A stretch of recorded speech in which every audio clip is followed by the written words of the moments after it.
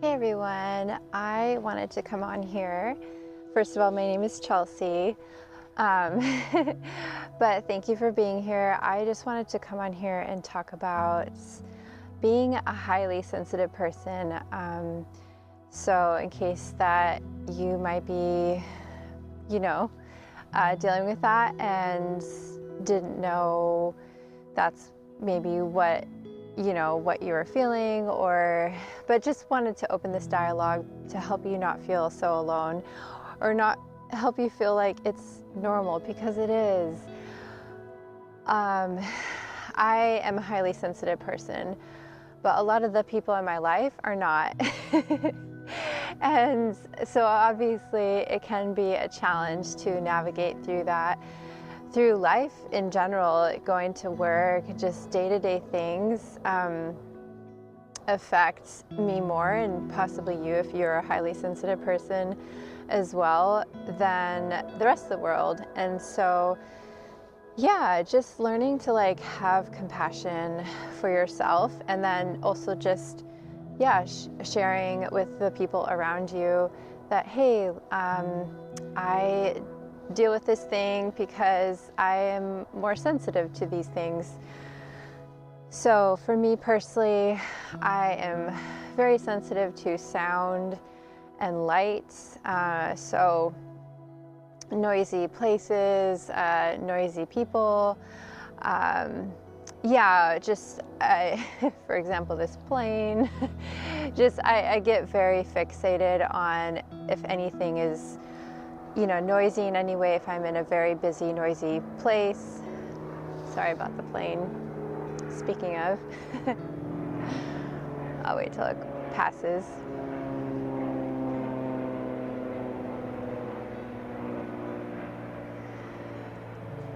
As I was saying, I'm just sensitive to noise. I'm also sensitive to light, as I said, so possibly this may be you, but I notice I'm really sensitive, especially to fluorescent light.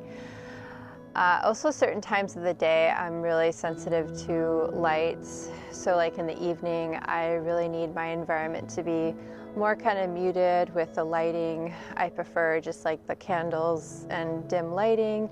I can't really have harsh lighting. It just really is disruptive to my nervous system. And most people who aren't sensitive don't feel that. And so sometimes it can feel hard, I'm sure you know, if you're a sensitive person, to communicate that, because you feel like, I'm the only person that feels this way. How come no one else, understands me? So yeah, that's why I wanted to talk about this, to help you feel less alone, because there are other people on this planet who do struggle with being, or not, I shouldn't say struggle actually, because I feel like it's actually a gift. When I was younger, I used to see it more as the struggle, like, why me? Why am I, the one that has to deal with, these sensitivities. But I've actually realized it actually is a superpower. But another sensitivity, for example, is textures. So like textures in food, texture in clothing.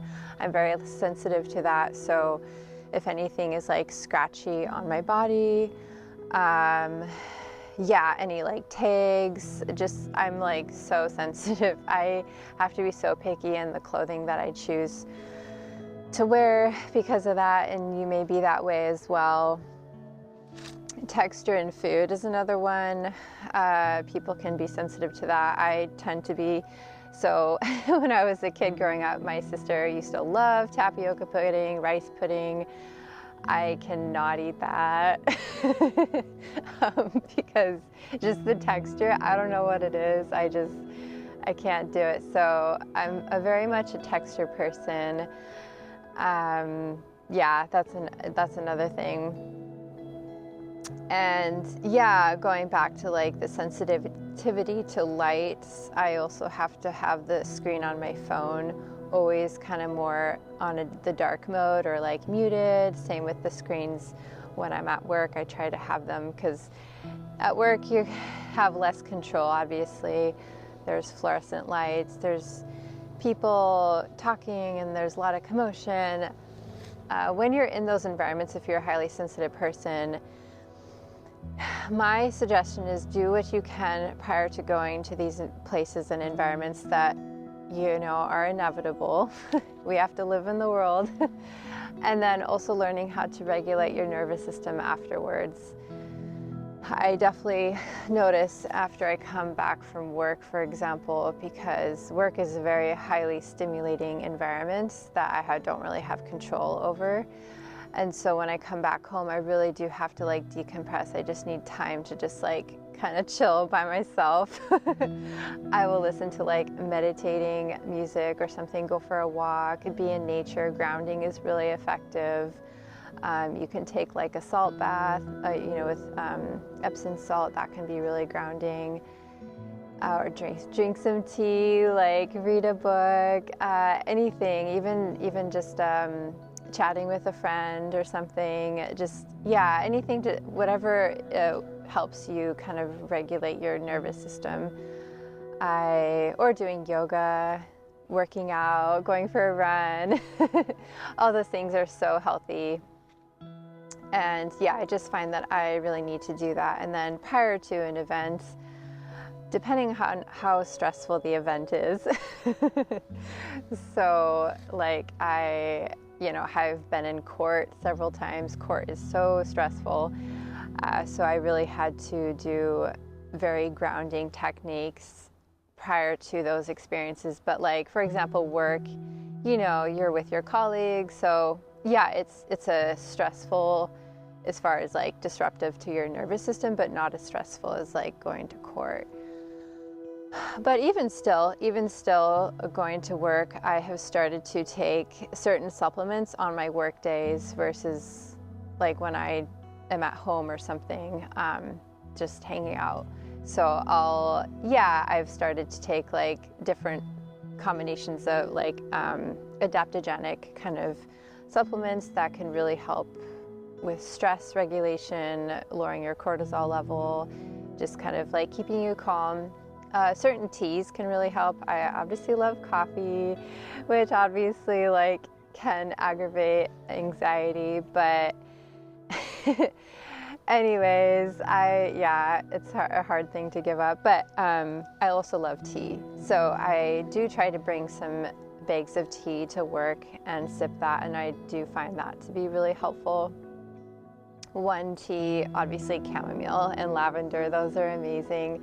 But holy basil, I've just learned, is actually a really amazing tea for calming the nervous system. So I would recommend that if you haven't tried it. It's actually really good. It's kind of earthy. But yeah, tea can be really good. Anything, also just like a warm drink, I don't know, it's just like calming. If you don't like warm drinks, you can try iced tea, but yeah, I find that really helpful. And depending on, like I said, how stressful the situation is, so work is work, but like, for example, I mentioned I had to go to court. One thing that really helped kind of ground me is I brought this stone that was kind of like shaped, like it had an indent so you could press your thumb in it. It's called like a worry stone, I guess. But it really helps. Like I would when I was up at the stand, like I was able to hold that and press it. And if you need some kind of like fidget like thing to like play with in your hand that's like discreet and quiet, like definitely go try that. Whatever it is, whether it's like a stone or crystal or something, or there's so many fidget toys in this day and age now. So whatever works for you, but that I found like so helpful.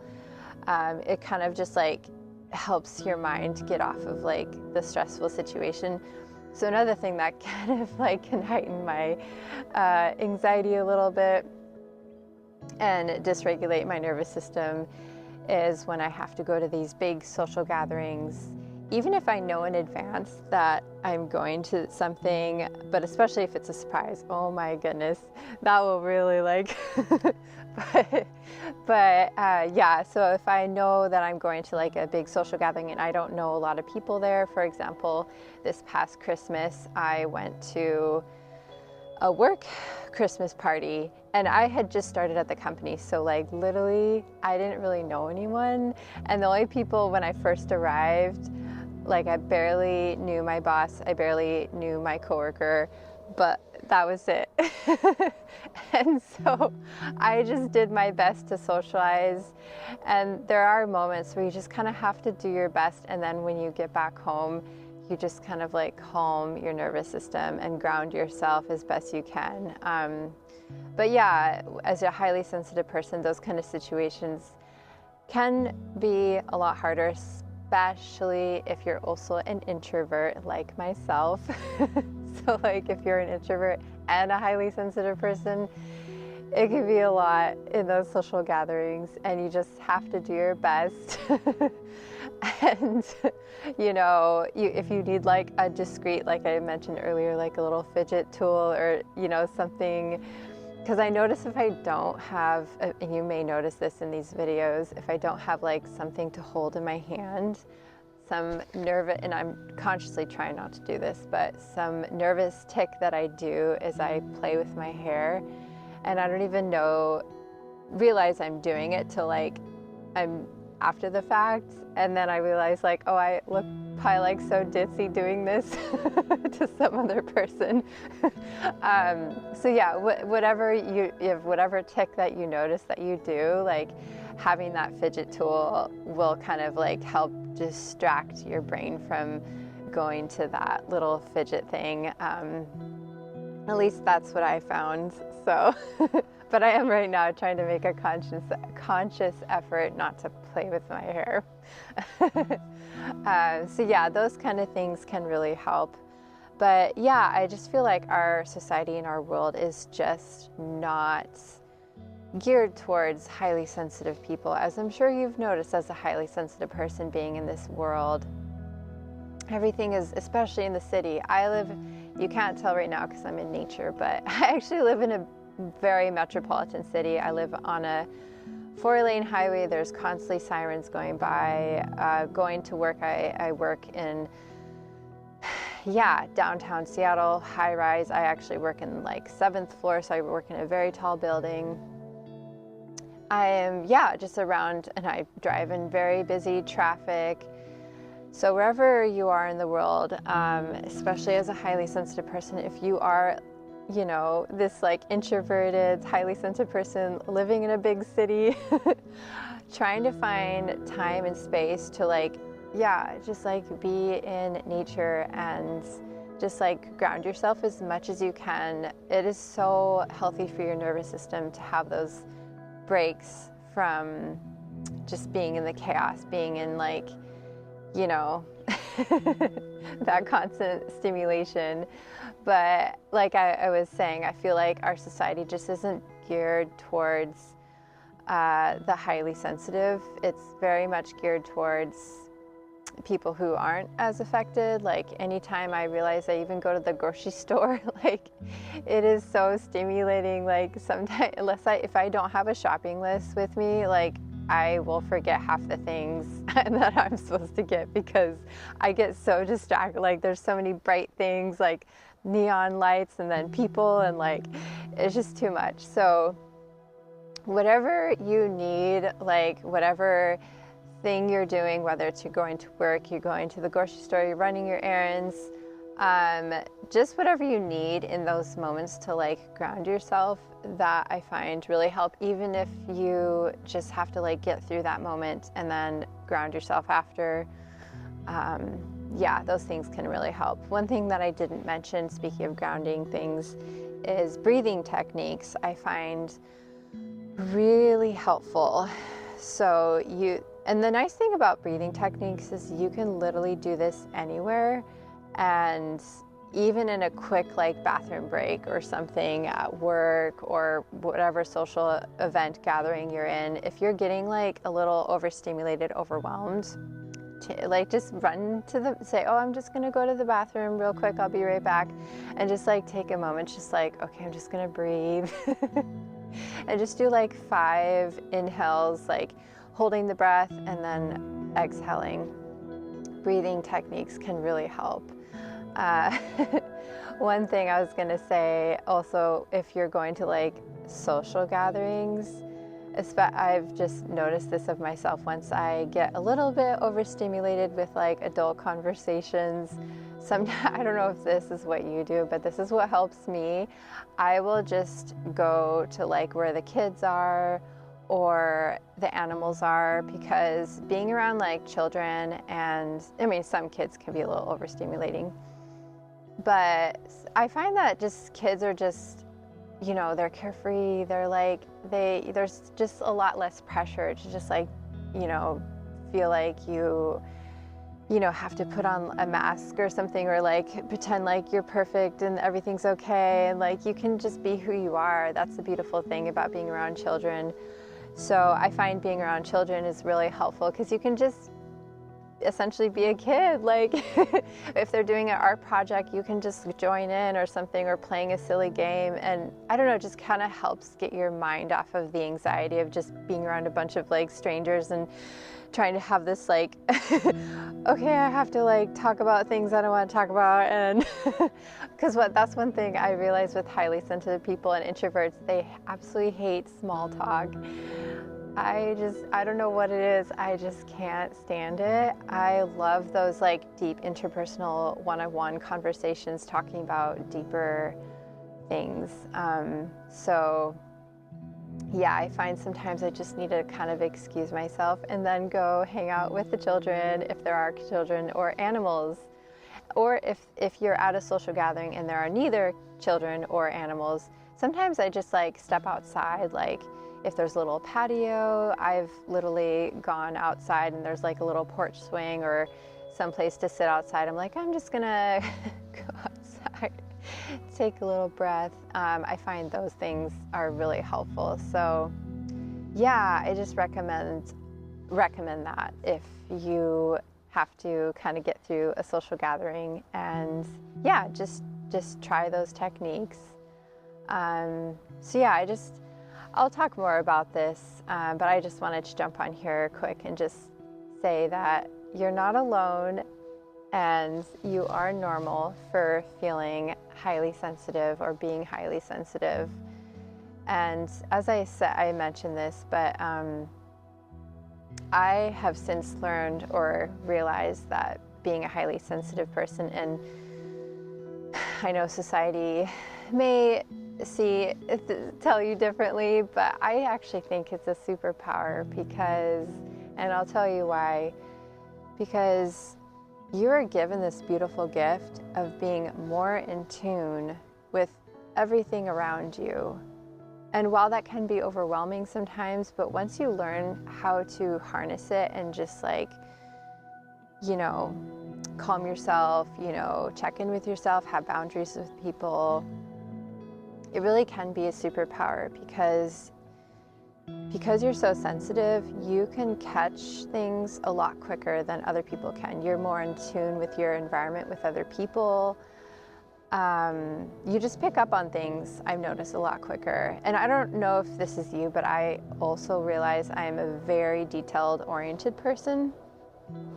I don't know if that's a connection with being highly sensitive, but I just notice I tune into details so easily, and just like I just notice details very easily. So I don't know if that's also with like highly sensitive, or if that's something different. But anyway, I'm just trying to say that don't be hard on yourself if no one understands you, just because you're more sensitive to your environment and to, yeah, just other things, because I actually think there's a lot of beauty in it. And it's a very misunderstood, you know, characteristic, because like I said, our society is very much built on the highly sensitive people.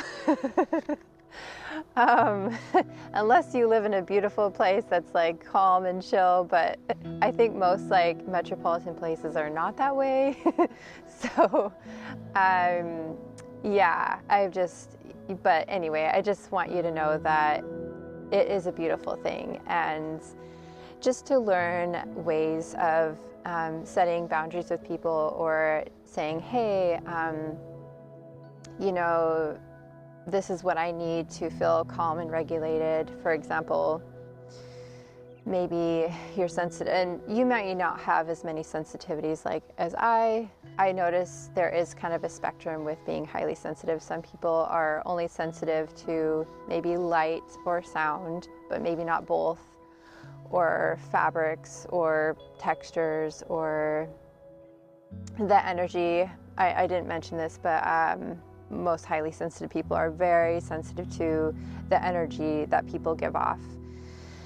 So that is another thing you do have to be careful of. If someone is emitting a lot of like negative energy, I've just noticed, like, I have learned I need to distance myself from maybe that person, even if it's someone you love. Like, everyone could be in a bad mood sometimes, but I just notice if that person is just like ruminating in that like negativity, I can like pick up on that, and it negatively affects me, and then somehow my positive mood turns into a bad one without realizing it. I'm like, hey.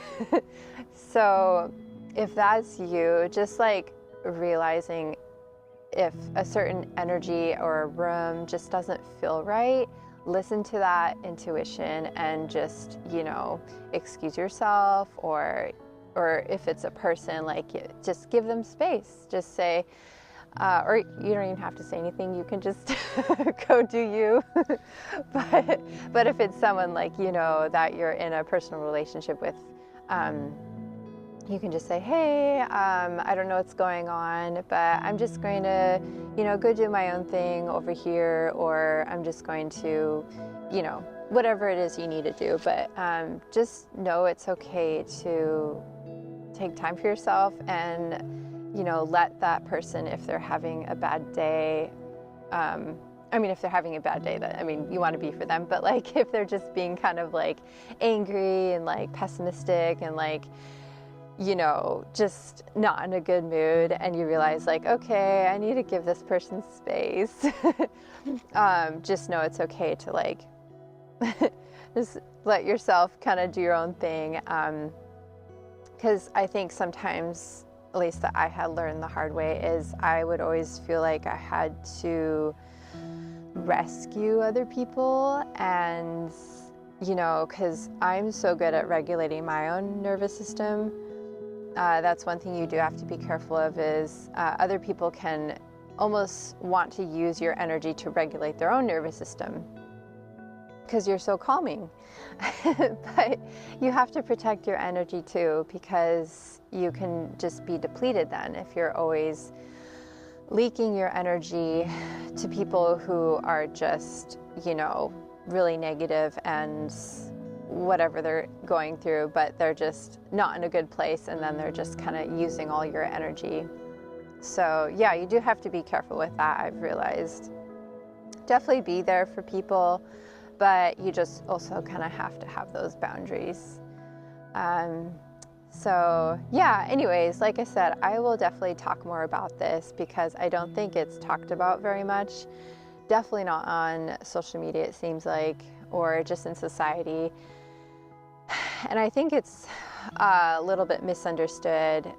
And so I just wanted to talk about it, like I said, to hopefully help you feel less alone, because there are other people that feel the way you do, and you aren't alone, and you are normal. And yeah, so anyways, thank you for being here. I hope some of these tips helped, and I will share more, obviously, on this topic as time goes. But let me know if you have any questions, or if you have tips of your own that have worked for you, if you are a highly sensitive person. These are just kind of what has worked for me as I have, yeah, live this life in a non-highly sensitive world, being a highly sensitive person, yeah, just navigating through. So anyways, thank you so much for being here. I love you guys, and I will see you again soon.